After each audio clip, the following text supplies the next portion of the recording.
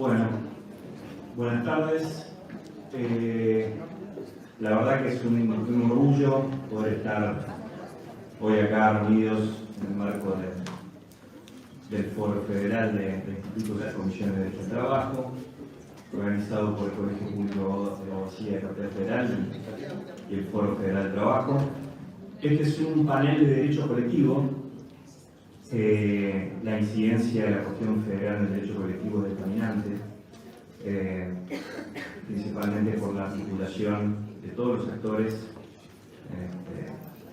que componen esta rama del derecho a las actividades productivas y obviamente a todos los trabajadores y trabajadoras que prestan su fuerza de trabajo en distintos lugares de la República Argentina. Y para comentarnos aspectos sumamente relevantes de la materia, tenemos a tres exponentes, tres referentes, grandes referentes, colegas y amigos. Así que vamos a empezar a presentarlos uno por uno, que van a disertar. Tengo a mi izquierda al doctor Claudio Aquino. El doctor Claudio Aquino es abogado, especialista en derecho laboral, asesor legal de pymes, sindicatos y obras sociales, es docente de grado y posgrado, doctor en Derecho y Ciencias Jurídicas de la Universidad del Museo Social Argentino, subdirector del área académica del Colegio Abogado de San Isidro, vicepresidente de COFETRA y compuede de la Suprema Corte de Justicia de la Provincia de Buenos Aires.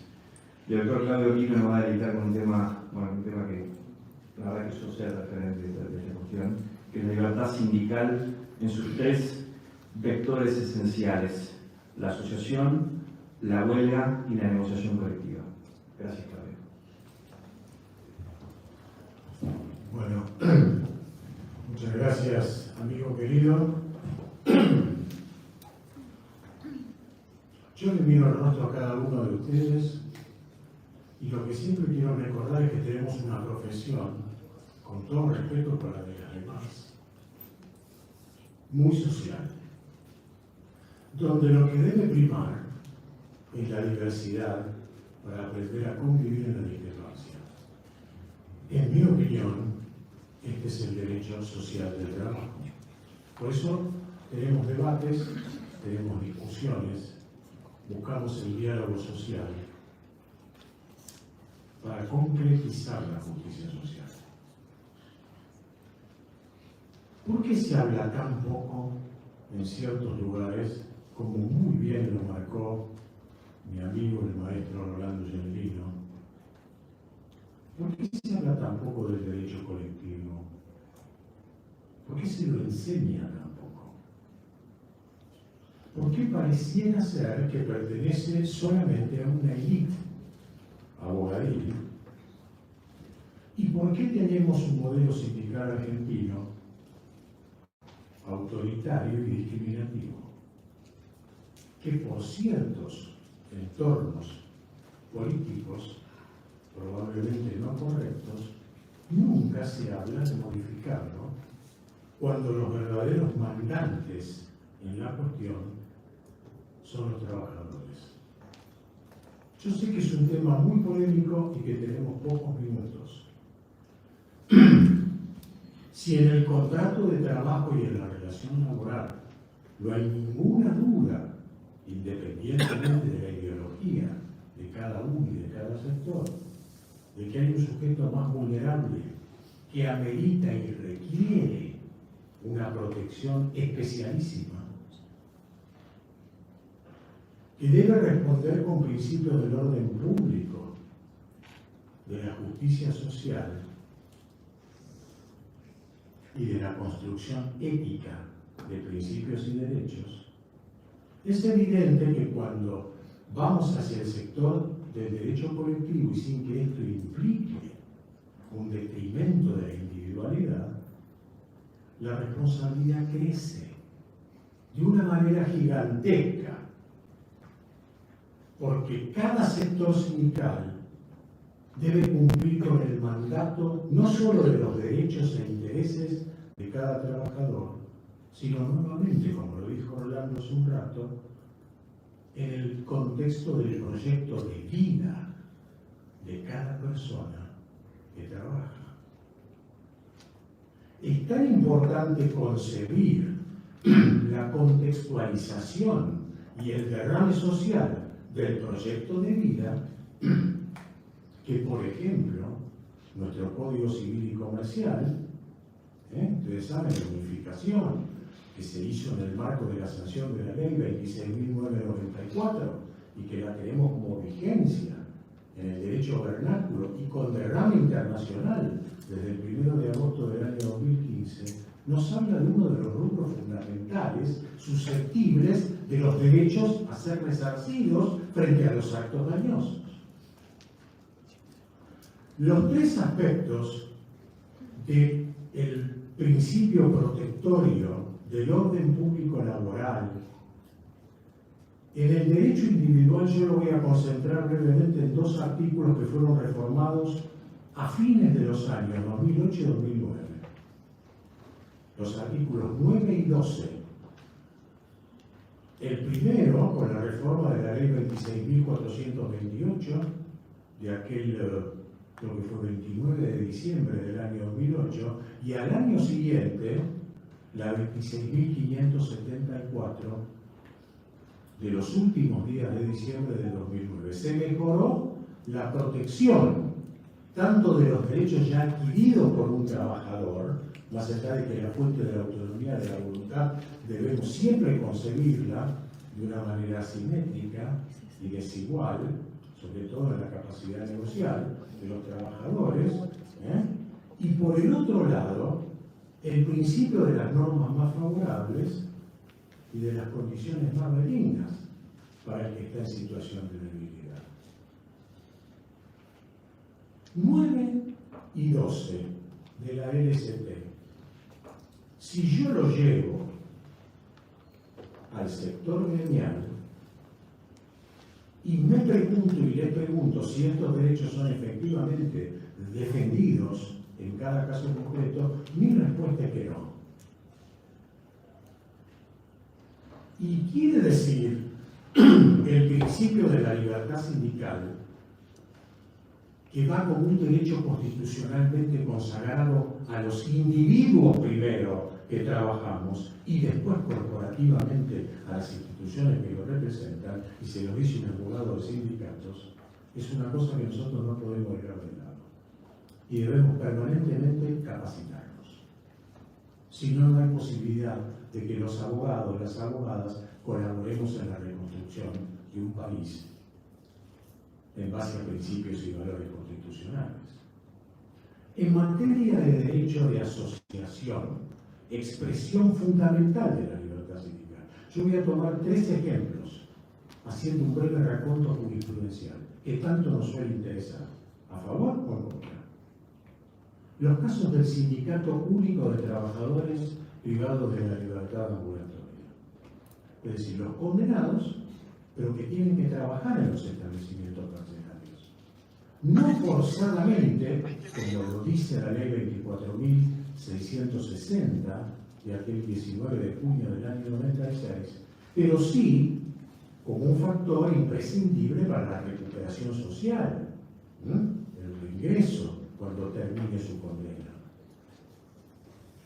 Este sindicato, SUPLA, planteó 2 cosas que la Corte resolvió en 2 años diferentes. El primer fallo SUPLA de la Corte es del 10 de noviembre del año 15. El segundo es del 7 de marzo del año 2019.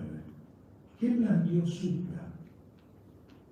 En primer lugar, que la ley 24.660 determina que no se le asegure efectivamente a un trabajador el salario, digo, que está cumpliendo una condena, el salario mínimo vital y móvil.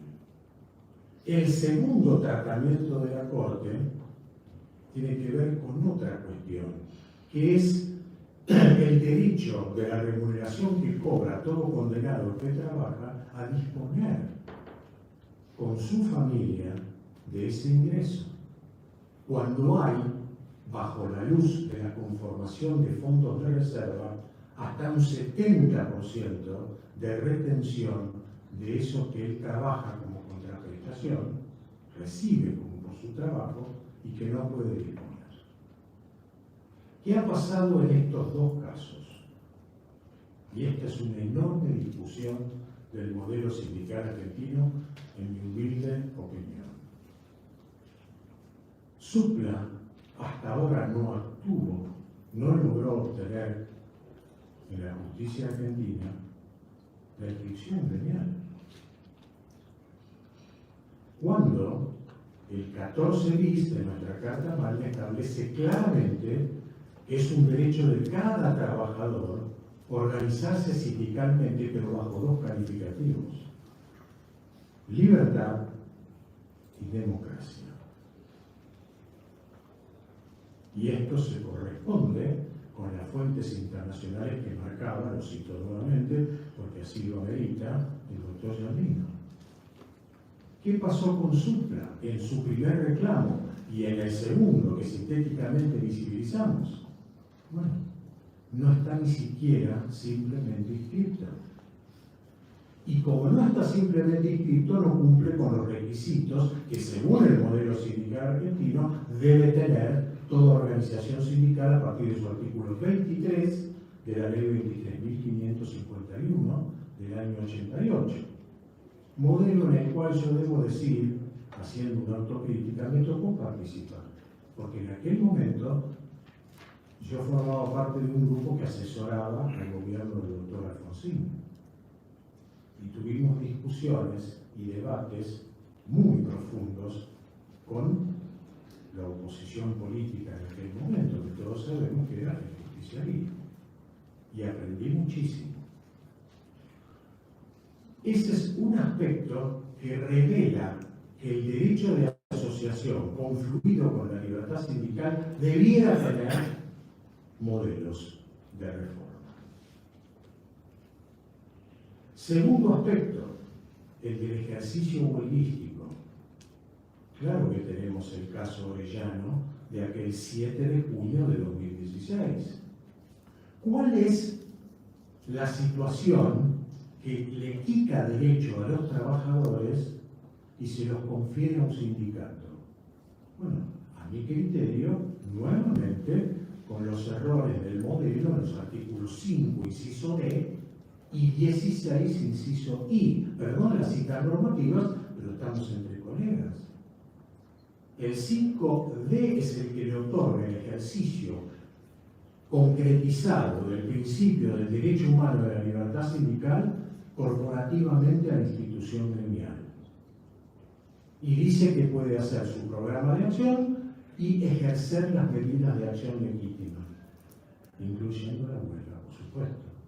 Mientras que cuando uno conforma el estatuto, es la fuente fundamental, el acto de creación de un sindicato por parte de los trabajadores, dice en su inciso I que, bueno, que llevar adelante una medida de acción directa se corresponde institucionalmente con el sindicato.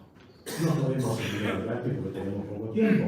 Es otra gran discusión que dejó picando Rolando. Y otro tema más, la negociación colectiva, que como bien se citó aquí, la opinión consultiva de nuestra Corte Interamericana de Derechos Humanos, la 27, si mal no recuerdo, del 5 de mayo del año 21, habla de que la negociación colectiva es el componente esencial de la libertad sindical. ¿Y por qué? Porque ahí es donde se debaten, primero, el diagnóstico e identificación de los problemas de las personas que trabajamos. Y en segundo lugar, la representación indispensable para discutir con los empleadores y los poderes públicos estatales de cómo, cuándo, por qué y para qué debemos encontrarle soluciones a esas problemáticas. Y entonces, yo me pregunto cómo es posible que en el caso Ademus del 3 de septiembre del año 2020, solamente la disidencia del doctor Horacio Rosati, que yo recomiendo leerla, habla de la necesidad indispensable de la participación protagónica, porcentual de las minorías en cada unidad de negociación colectiva. Nosotros tenemos varias inconstitucionalidades declaradas, AP1, Rossi, AP2, pero en este caso, los derechos exclusivos del artículo 31, que para mí, desde un punto monopólico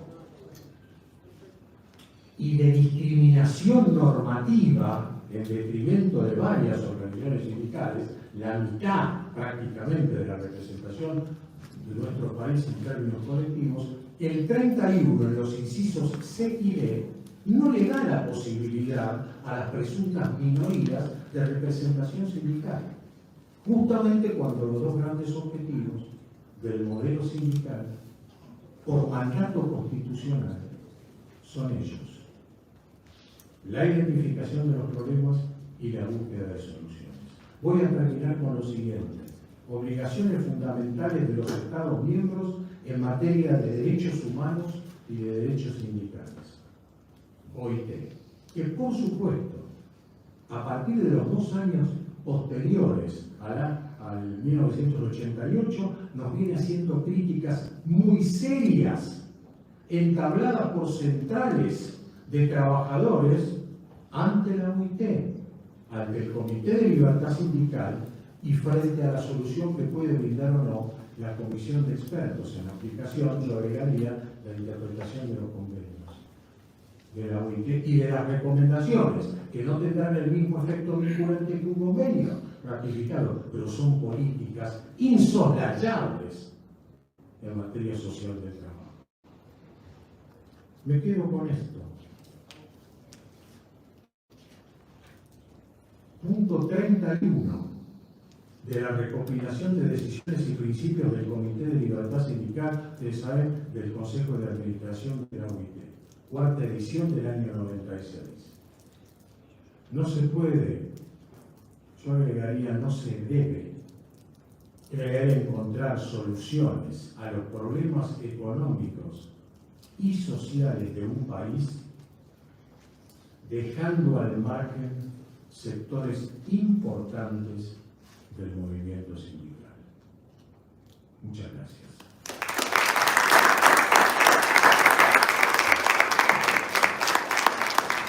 Muchísimas gracias, Claudio.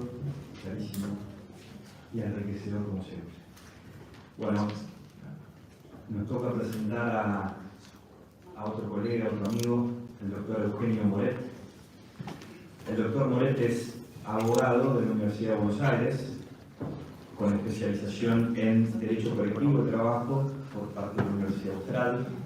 Tiene un máster en Derecho de la Seguridad Social de la Universidad Católica Argentina.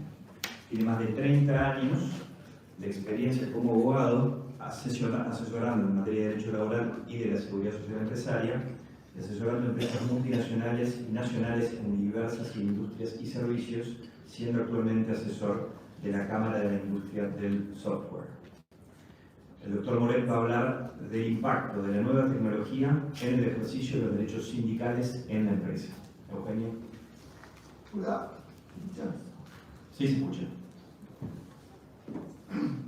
Es un hecho que hoy estamos frente a una revolución tecnológica, ¿no? Así como fue la revolución industrial, estamos frente a una revolución tecnológica. Una revolución tecnológica que da miedo, ¿no? O sea, como el programa de Eugenio, disculpa, acerca un poquito el micrófono que no se escucha al fondo. ¿Acá? ¿Me sigue? Ahí sí. Hoy estamos con inteligencia artificial, o sea, estamos con unos avances tecnológicos que dan miedo, ¿no? Ya realmente miedo. Yo muchas veces pienso, para mí, que dentro de unos años, cuando tenga que ir a alguna reunión con León, él va a tener un aparatito que va a dar lo que yo pienso. Entonces yo voy a tener que cantar una canción interior para que no me lea lo que pienso.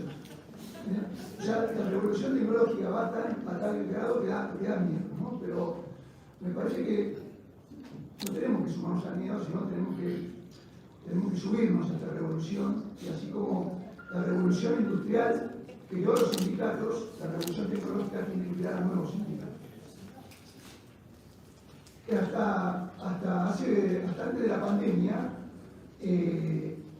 las empresas creían que, digamos, las empresas otorgaban el teletrabajo como un juicio de beneficio, ¿no? Había se dividían en dos.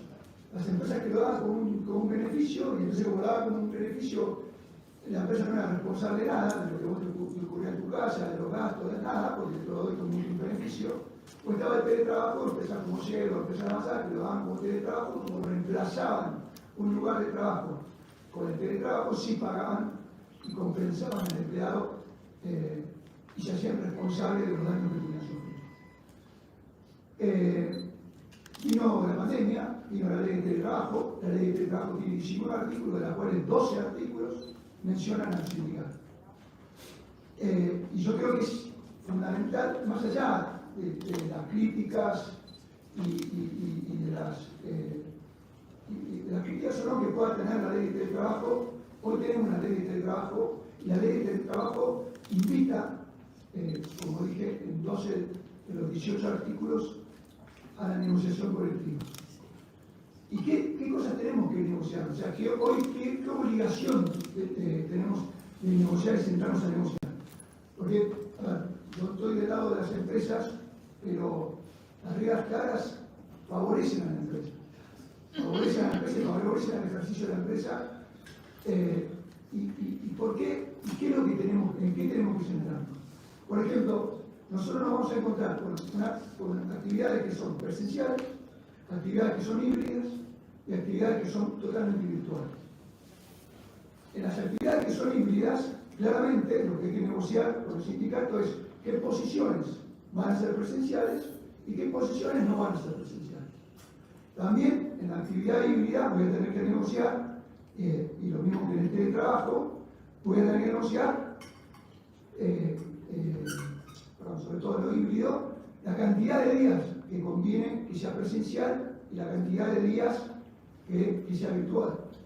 Y esto, los convenios colectivos bajan la ley de contrato de trabajo y bajan el derecho de trabajo a las actividades. No es lo mismo una actividad petrolera que la actividad de comercio, no es lo mismo la actividad marítima que la actividad de actores, son actividades totalmente distintas que están bajadas a través del convenio colectivo. Y estas son las cosas que tiene que regular el convenio colectivo. Por ejemplo, también una cosa que tiene que regular el convenio colectivo es cuántos días conviene que sea presencial. Porque está visto que lo virtual aísla a los empleados, a las personas humanas. Las personas humanas somos sociables, necesitamos interactuar. Entonces, la experiencia nos dice, y me está diciendo a mí en un montón de las empresas que yo asesoro, que el 100% del trabajo virtual no es bueno, que tiene que haber trabajo presencial. Y eso es lo que tiene que estar regulado en el convenio colectivo. Tenemos también que darle intervención al sindicato. Si nosotros vamos a hacer contratos híbridos o vamos a hacer teletrabajo, necesariamente el sindicato tiene que estar informado. ¿Por qué tiene que estar informado el sindicato? El sindicato tiene que estar informado porque el sindicato representa a sus trabajadores. El sindicato tiene que saber, o sea, los trabajadores presenciales es muy fácil representarlos como uno lo ve. Ahora, ¿qué pasa con los teletrabajadores? O con los que hacen trabajo híbrido y por ahí? Ellos tienen que estar informados al sindicato. El sindicato tiene que tener un registro de la cantidad de personas a las cuales representa de forma virtual. Después, la ley de teletrabajo habla de facilitar el ejercicio de los derechos sindicales. Yo creo que esto es una oportunidad, digamos, para que el sindicalismo tome protagonismo y a su vez tenga información para representar adecuadamente a los trabajadores. Hablamos de que los sindicatos tienen que, como principal, los delegados gremiales como principal derecho, tienen que hacer reclamos y peticiones a favor de los trabajadores, por situaciones de los trabajadores, o reclamando beneficios para los trabajadores. Y está bueno que esto, usemos la tecnología para tener registros de estos reclamos, para que estos reclamos estén debidamente registrados, podamos hacer con la información podemos hacer con la información diagnósticos, con la información nos podemos sentar a los sindicatos a ver dónde claramente están las flaquezas de una actividad o de una empresa. Tener un lugar de comunicación y gremiales. Es fundamental que hoy los sindicatos usen redes como Facebook, Twitter, TikTok, pero más allá de eso, también es fundamental ver y regular con las empresas ¿sí? Que no tienen un lugar en los sitios de internet. Esto claramente va a ser criticado por mis colegas que hacen lo mismo que yo. Lo van a decir, por esto hay peligro de espionaje, hay peligro de que el sindicato se meta en nuestras redes, pero uno puede buscar con la gran evolución que tienen las tecnologías que protejan tanto la confidencialidad sindical como la confidencialidad empresarial. Pero que sí sirvan de comunicación, que sirvan de comunicación para el sindicato con los empleados. Otorgar un lugar sindical, ¿no? El local, mientras haya el trabajo presencial, va a seguir estando. Pero además, yo creo que van a tener que venir los delegados virtuales. O sea, van a tener que venir los delegados que atiendan reclamos como si fuera un call center. Y no basta con tener un WhatsApp y atender la llamada por WhatsApp a cualquier hora del día. Sino basta con usar la tecnología para dar un servicio de representatividad adecuado a estos tiempos. Le va a permitir, además, a quien da el soporte tecnológico a través de la virtualidad, como esas reuniones virtuales, Zoom, etc., le va a permitir tener mayor información y así poderlo representar mejor.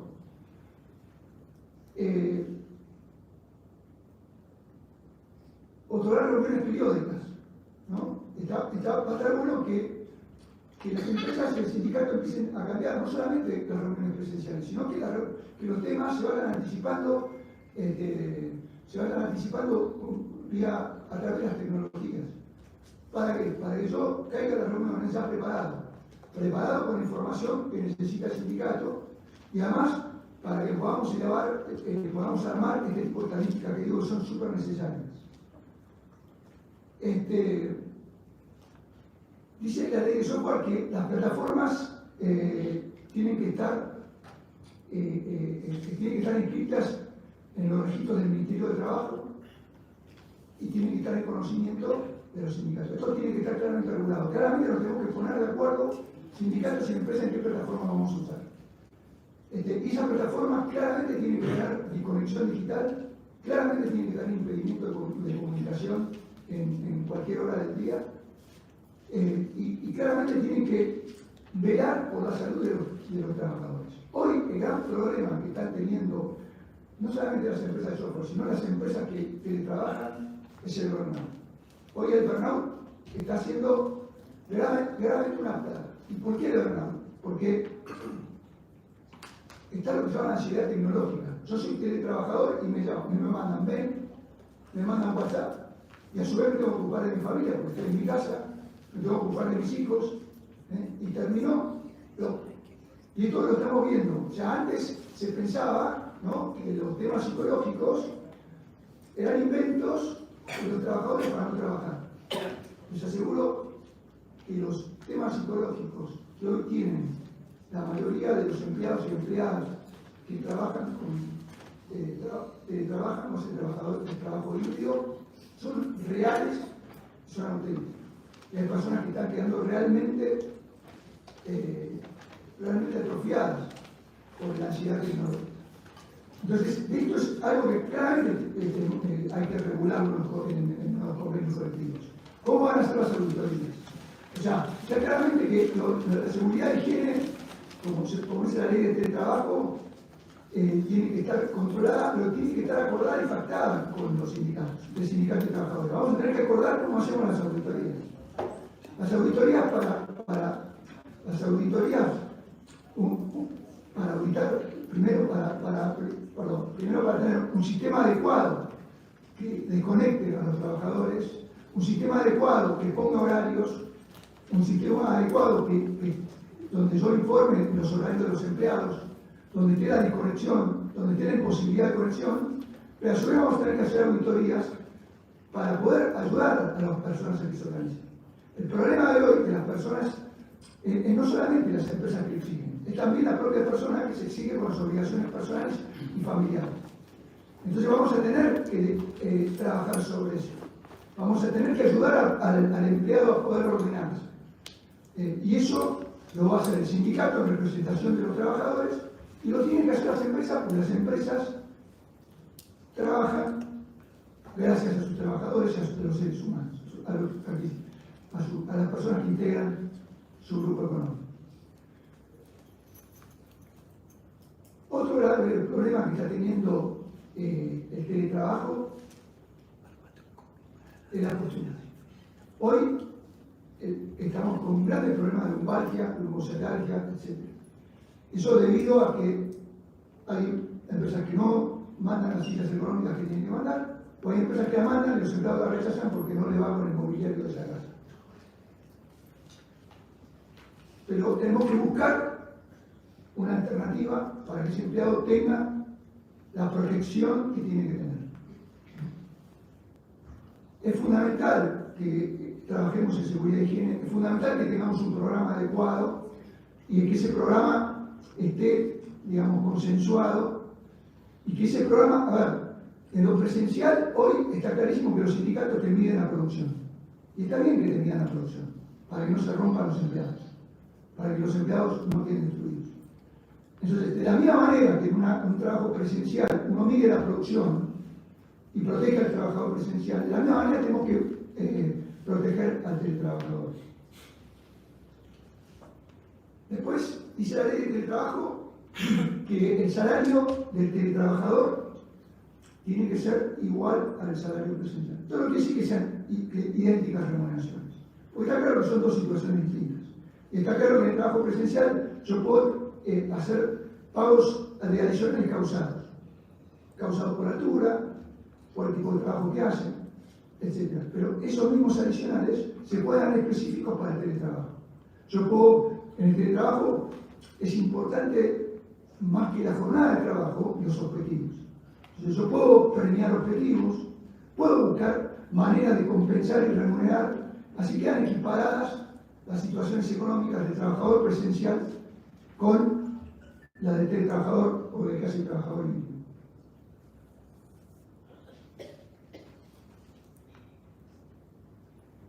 También en estos convenios colectivos donde tenemos que regular todo esto, podemos también regular cómo será si el trabajador quiere volver al trabajo de oficina.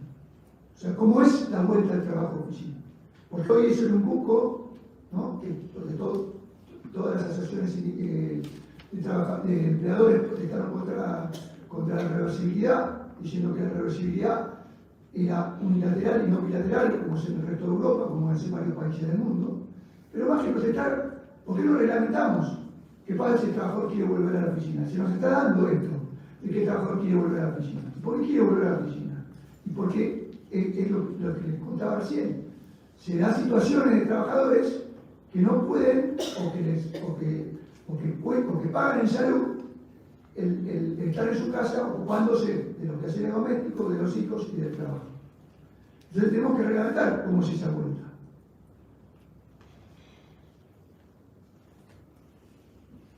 Tenemos que reglamentar también cómo va a ser el verdadero compensación de los gastos que el teletrabajador o el trabajador híbrido tiene en su casa.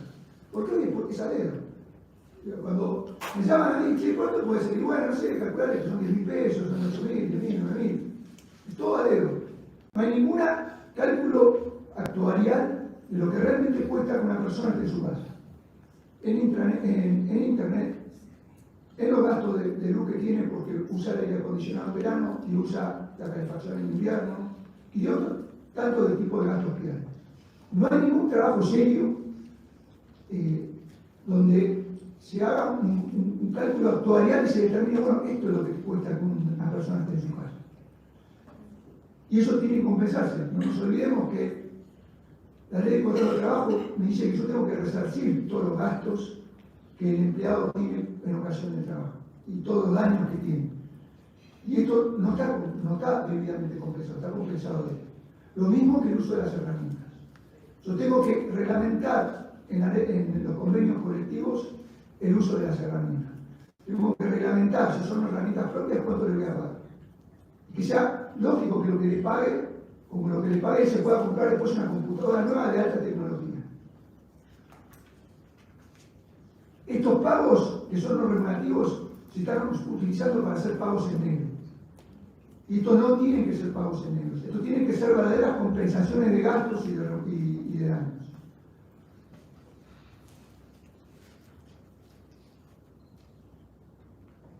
Tenemos que garantizar la intimidad del trabajador. En el uso de las tecnologías tenemos que garantizar la intimidad del trabajador.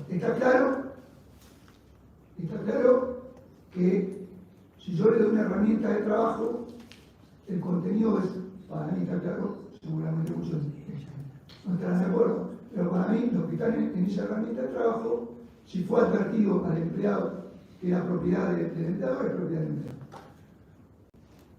Pero también está claro que si yo le doy un celular, que claro, es totalmente normal y lógico que lo use para actividades normales, para actividades personales. ¿No? Entonces, yo tengo que proteger la intimidad del trabajador, tanto en la tecnología, en las computadoras, como en los teléfonos celulares. En eso nos tenemos que poner de acuerdo en el sindicato de cuáles van a ser los medios tecnológicos, con la alta tecnología que hay hoy, para resguardar esa intimidad.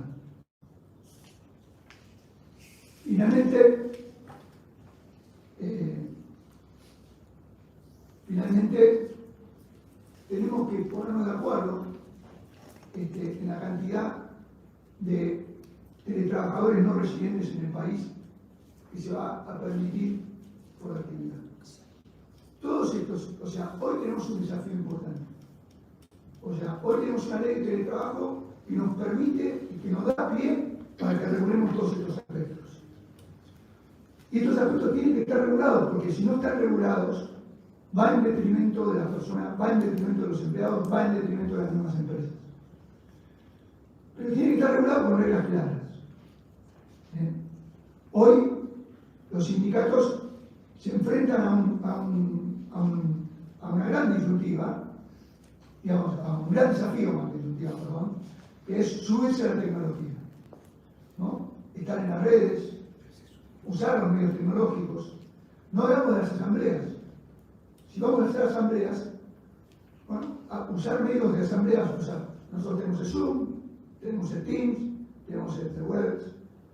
Bueno, usar medios de asambleas que, digamos, garanticen la privacidad del sindicato. Hoy, yo estoy seguro que un trabajador va a estar por ahí más cómodo haciendo una asamblea y pudiendo hablar a sus compañeros mediante virtualidad que en forma presencial. Porque mediante virtualidad, si está debidamente protegido, se puede expresar con mucho mayor libertad. Hoy tenemos que regular todo eso. Nos tenemos que subir a la tecnología. Hoy los sindicatos tienen que buscar los medios tecnológicos para tener mayor información. Y las empresas también. Hoy tenemos este desafío. Espero que lo podamos lograr. Muchas gracias. Bueno, muchísimas gracias. Clarísimo y me parece que es sumamente actual en la materia que estamos tocando. Bueno, por último, cierra el panel un reconocido abogado, el doctor León Piasek. Es abogado laboralista de trabajadores y sindicatos, es expresidente de la Asociación de Abogados Laboralistas, subdirector del Instituto de Derecho del Trabajo del Colegio de Abogacía de la Capital Federal, y va a tocar el tema de la ultraactividad y los principios de derecho del trabajo, nuevos contenidos de la negociación colectiva. Bueno, muchas gracias a los organizadores. Esto saquémelo de los grupos. Eso lo hace siempre, hace expositores y me buenísimo. Bueno, muchas gracias a ustedes por estar acá. El hecho colectivo de trabajo, cuando yo estudié, se daban los últimos 2 días de la facultad rápidamente. Inclusive cuando di clases hace unos años en la facultad de Derecho, un profesor me seguía a las 7 de la mañana a enseñar Derecho colectivo, que ya no le gustaba mucho a los pibes. Hay algunos que no aprendieron mucho conmigo, porque bueno, esa cosa era muy difícil. Por suerte hoy cambió, si bien, como dijo el doctor, muy pocas veces se le da la importancia fundamental que creemos nosotros, los que somos especialistas, entre comillas, de derecho colectivo, que asesoramos sindicatos, empresas. No hay 2 derechos de trabajo, es un solo derecho de trabajo. Por suerte, los que me precedieron hablaron de temas que voy a tratar de no hablar, sobre todo Yandino, los colegas de este panel. Cuando se intenta el tema de ultraactividad, que atraviesa también las propuestas en la campaña electoral, es como el regreso de los muertos vivos, la eliminación de la ultraactividad y bueno, otros derechos, ¿no? Laborales, fundamentales. Parecería que cuando rige derecho colectivo, la negociación colectiva, los principios de derecho del trabajo desaparecen por arte de magia. Así no existe más la interpretación a favor de los trabajadores, el indubio properario, la aplicación de la norma más favorable, visitaron, rápidamente, la subsistencia de la condición más beneficiosa, la agilidad del riesgo empresario, también es un tema fundamental, la irrenunciabilidad de derecho, la no discriminación y igualdad de trato, algunas cuestiones vinculadas con la garantía, la progresividad y la ampliación de derechos, y lo que habló Yandino, muy interesante, el principio de no regresividad, con tanta importancia que le dio a la Corte Interamericana de Derechos Humanos sobre ese tema. Este mismo principio no hay ninguna razón para no aplicarlo en la negociación colectiva. La negociación de la ultraactividad es un golpe mortal para los derechos de los trabajadores. Voy a tratar de decir sintéticamente algunos mitos sobre la necesidad de la modernización de los convenios colectivos de trabajo que cierta parte del empresariado no moleste y una visión, lo voy a decir acá porque no hay muchos abogados de empresa más progresistas, más humanas, más vinculadas con las miradas hacia el trabajador también de un modo bastante equitativo. Igual no comparto todo, las asambleas tienen que ser presenciales, la participación democrática es cara a cara y ahí se tiene que jugar la participación democrática. Vamos a la asamblea por Zoom, es muy fría. Bueno, volviendo a eso, voy a tratar de derivar esos mitos, decir por qué no se puede eliminar la ultraactividad vinculada con los derechos fundamentales. La ultraactividad, en el artículo 6 de la actual ley 14.250, que sufrió modificaciones desde su sanción, dice que una comisión colectiva de trabajo cuyo término estuviera vencido mantendrá la plena vigencia de todas sus cláusulas hasta que una nueva comisión colectiva la sustituya, salvo que la comisión colectiva vencida se hubieran acordado lo contrario. También dice que las partes podrán establecer diferentes plazos de vigencia de las cláusulas. Es algo que algunas veces se incorpora esta facultad. Desde la sanción o antes de la sanción de la 14.250, este principio de ultraactividad no se pudo aplicar, se aplicó originalmente solamente para las cláusulas normativas y no a las obligacionales en las partes, y tuvo una primera finalidad, es que más allá de, por supuesto, la eliminación de todo derecho de trabajo, la protección de los trabajadores, la instalación de los sindicatos en la dictadura militar del 76 y en otras interrupciones, esa supervivencia de las cláusulas hizo que no se pudiera aplicar ese principio de regresividad y que hubiera tabla rasa en la negociación colectiva. Esa es la primera virtud de esta. Hay muchas interrupciones, inclusive en etapas democráticas donde no se pudo negociar, hasta el 1988 hubo dificultades para negociar, siempre hubo una negociación. Cuando uno de las primeras argumentos principales de quienes quieren volver a la carga con la derogación de la ultraactividad para modernizar, para la innovación tecnológica.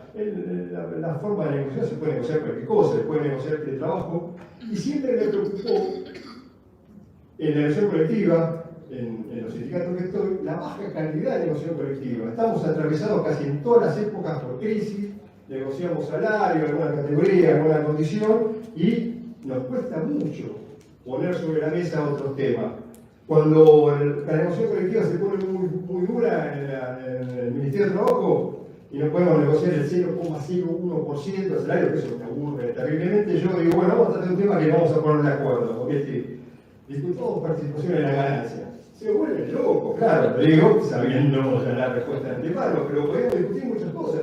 ¿Cuánto se discute de trabajo? Prácticamente en los sindicatos que estoy, hubo nada más que ensayo, está bien por algún temor de los sindicatos, porque cuesta representar a los trabajadores en sus casas.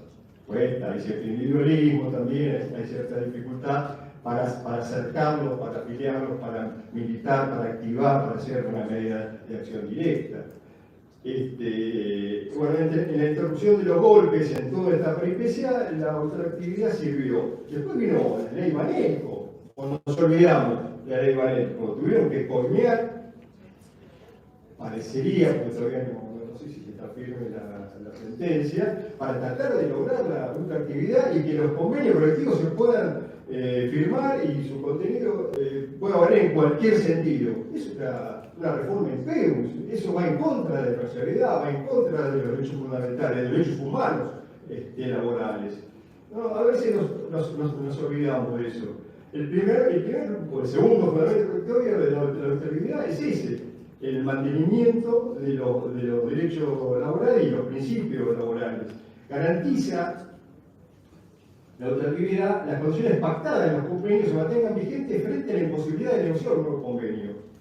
Cuando la parte empresaria, cierta parte empresaria se queja que los sindicatos no quieren negociar, no es cierto. Mi experiencia es en general por el contrario. Cuando nosotros tratamos de plantear una temática distinta, innovadora, hoy por ejemplo, aparte del teletrabajo, vinculado solamente con protocolos de prevención y de tratamiento de violencia de género o de violencia laboral a partir de la sanción, la aprobación, con la abstención del sector empleador, la UIT, que lo vimos, del convenio 190. Fue muy difícil, inclusive en el gremio de los actores y actrices, que uno parecería que de otro lado, el empleador es mucho más progresista, entre comillas, obviamente, los hemos sufrido, estuvieron en contra de la ley de actor que garantizaba el acceso a la jubilación de estos trabajadores precarizados, discontinuos.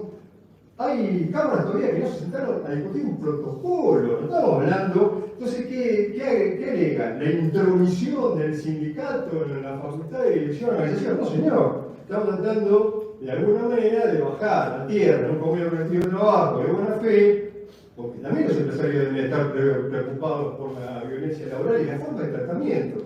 Lo logramos en pocas ocasiones. También me hago cargo que los sindicatos les cuesta empezar a discutir esta temática, aunque mejore la calidad y el contenido de la negociación colectiva. A mí no me gusta discutir el 0,1% o alguna cosa más vinculada a los salarios. Por supuesto que es necesario, crisis como esta. Es una lógica de articulación normativa el tipo de ultraactividad. Se aplica o debe aplicarse en observancia de los distintos procesos y principios monitores del derecho individual y colectivo de trabajo. Hay jurisprudencia que valida estos fundamentos. Hay un fundamento que es de los sindicatos y de la defensa de los intereses de los trabajadores, evitar la negociación a la baja. Hemos discutido muchas veces a la baja. En cada crisis recurrente de nuestro país, con los malditos procedimientos preventivos de crisis que se tramitaban sobre todo en los 90 como un trámite, se presentaban, decían, estamos en crisis, bueno, vamos a bajar los salarios. Bueno, en algunos sindicatos logramos que, bueno, esta crisis transitoria en un momento sea compensada más adelante. Es muy difícil discutir eso. Por suerte, en los últimos años, en el Ministerio de Trabajo, salvo la etapa del gobierno anterior, ha impedido que eso se convierta en trámite y que se pueda discutir. ¿Por qué? porque tampoco la mayor parte de los empresarios se banca el derecho a la información, que veamos los balances, que discutamos la producción, la productividad, las inversiones, las revisiones a la casa matriz en el exterior. No quieren discutir a pleno si están en crisis o no. Otro mito, son arcaicos, son viejos. Como parece me va a decir que sí, pero como es muy respetuoso y lo conocemos hace mucho, no dice nada. Yo te digo, no, porque soy la parte empresaria más cercana que tengo acá. Llegamos bien, no es verdad que los promedios están de la ronda del 75, del 80, del 90 y no se modificaron. La negociación colectiva es permanente, sobre todo en sindicatos que representan fielmente a los trabajadores, donde hay delegados, es verdad. Hay un porcentaje mínimo de delegados en cada uno de los establecimientos, de delegados más, pero las rondas de negociación son permanentes en cada lugar, en cada sindicato, se han modificado, como dije antes, a mí me hubiera gustado que se modificaran muchísimo. Obviamente yo quiero discutir que haya nuevas categorías, que haya discusiones sobre la innovación tecnológica, la desconexión tecnológica para que no se produzca el burnout que mencionó Mauriete. Pero no es cierto. Y mira, yo traté de conseguir datos sobre la dinámica de la negociación, porque en una experiencia que hicimos en el Instituto de Trabajo nos pedían un trabajo de campo, muy difícil de estudiar desagregadamente cuáles son los temas. ¿Cuántos salarios hago informes? ¿Cuáles son los temas que se discuten? Se discute primordialmente salario, categoría, recomposiciones, bonos de producción. Se discute más en empresas, hay más acuerdos de empresas que de actividad, eso fue mutando en el tiempo. Para que tengan una idea, en la Dirección Nacional de Relaciones de Trabajo, solamente ingresados en el 2023, hubo 12.887 expedientes. Se discute todo el tiempo, se negocia todo el tiempo, se negocia también en algunas delegaciones regionales en el interior del país. Cada año en promedio se negocian o tramitan acuerdos de actividad de 230 sindicatos de primero y segundo grado, 260 cámaras empresarias. Es falso que no hay discusión colectiva, es falso que hay que modernizarlo. Entonces, a partir de querer modernizarlo, hay que implantar la caducidad de los convenios colectivos de trabajo vigentes. Otro documento de curso que me acordé es que hay un 40% de trabajadores que no están comprendidos en el convenio colectivo de trabajo y están en forma informal. Bueno, tienen que, los primeros interesados son el Estado, que tiene que fiscalizar la informalidad, el fraude, la evasión impositiva, la evasión fiscal, la evasión de y los empresarios, que son los responsables de la industria del incumplimiento, como decimos nosotros, pero nosotros decimos no hay industria del incumplimiento, del fraude, del aprovechamiento, del enriquecimiento ilícito de los empleadores que no. Y si es verdad, puede ser que hay alto costo, eso tiene que discutirlo con el Estado, sobre todo las pymes, no perjudicar y precarizar el trabajo. En promedio se homologaron, en 2023, pero no lo vimos, 2.000 negociaciones colectivas, hubo 2.234 homologaciones, y se discute todo el tiempo, se discute para abajo, se discute a nivel de empresa, se discute a nivel de cámara, no con la variedad, calidad e intensidad que nos gustaría que se discute, temas que excedan lo meramente salarial o alguna otra cuestión. El principio protectorio tiene que estar vigente. El 14 bis de nuestra Constitución también, los tratados, como bien dice, o convenio de derechos humanos, o el derecho internacional universal, como quieran llamarlo, los derechos humanos, ponen límite a este nuevo intento de derogar la ultraactividad. Se discute todo el tiempo, es verdad, y los que menos quieren discutir algunas cuestiones son invocar esta especie de limbo que dijeron la pandemia no es de trabajo. Es un hecho de fuerza mayor, entendido, pero sobrevivió 2 años más y de repente hay empresas que después que hasta hay algunos trabajadores que se pueden abrir lejos del lugar de trabajo que trabajan presencialmente, se está pasando en grandes empresas donde ¿qué con el teletrabajo? Hay un expediente que es una controversia sobre la vigencia del acuerdo convencional celebrado por DirecTV con el SATS ahí y se pasó la diferencia artículo 6, la 14.2 que recién leí, hay otro antecedente de la sala 8, pero Lidia Mabel también. El fin temporal de la autoactividad se encuentra protegido por un marco legal que en algún punto tiene que anteponerse incluso en la propia autonomía de las partes.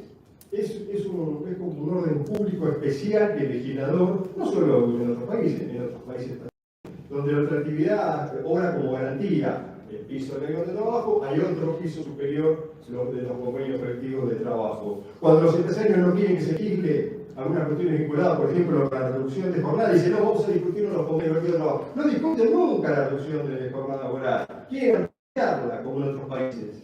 La otra vez dijimos, dicen que los convenios colectivos de trabajo son arcaicos, pero se abrazan a una ley de jornada laboral del siglo pasado. ¿Quieren todavía 5 minutos, me dice el tiempo gira? Bueno, voy a decir por último sobre la calidad de negociación, qué es lo que no se negocia habitualmente, lo que se negocia poco. Una cosa que nos enseñó Moisés Medio, otro maestro que tenemos, que no al feudo de las fábricas y los establecimientos, salvo excepciones. No se área de dirección y organización que no no se discute la estabilidad, nosotros decimos que son hechos ilícitos, es violencia laboral. No se discute además como el de trabajo, la equidad. ¿Cuándo vamos a discutir la tarea, los deberes de jubilado, las licencias más amplias para las mujeres, también para los varones, las parentales, la violencia de género, como dije antes, y las actividades que algunos sindicatos lo han logrado, la limitación de las tercerizaciones? Pues estamos con un problema muy grande, las grandes empresas tercerizan y aplican a tercerizadas o cuartelizadas, como se dice ahora, cualquier convenio colectivo de trabajo, puede ponerle maestranza, que a ellos les conviene, y no hay límites. No se discute casi nunca, con excepciones, algo donde hay ley, el Comité de Prevención de Enfermedades y Accidentes Laborales que podrían servir para prevenir las enfermedades vinculadas por el teletrabajo. Las recalificaciones profesionales con discapacidad, nos cuesta muchísimo reincorporar a un trabajador que tuvo una discapacidad, aunque sea mínima, no se expulsan del trabajo. Otra violencia. La reeducación en tareas adecuadas, para la redundancia, para aquellos trabajadores que sufren una enfermedad. Y también es necesaria la participación política concreta de los sindicatos, de las organizaciones sindicales, centrales sindicales, en serio, de los consejos económicos sociales, en alguna instancia mucho más participativa en el Consejo de Salario Mínimo, que solamente van a firmar un aumento en la mayoría de las organizaciones. Bueno, espero haber concluido algo que les pueda servir y muchas gracias de nuevo.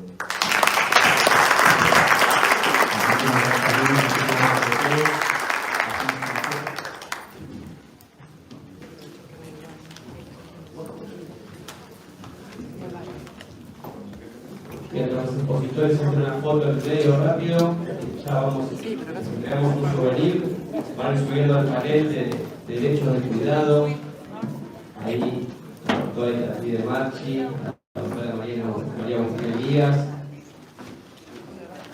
Ahí arriba.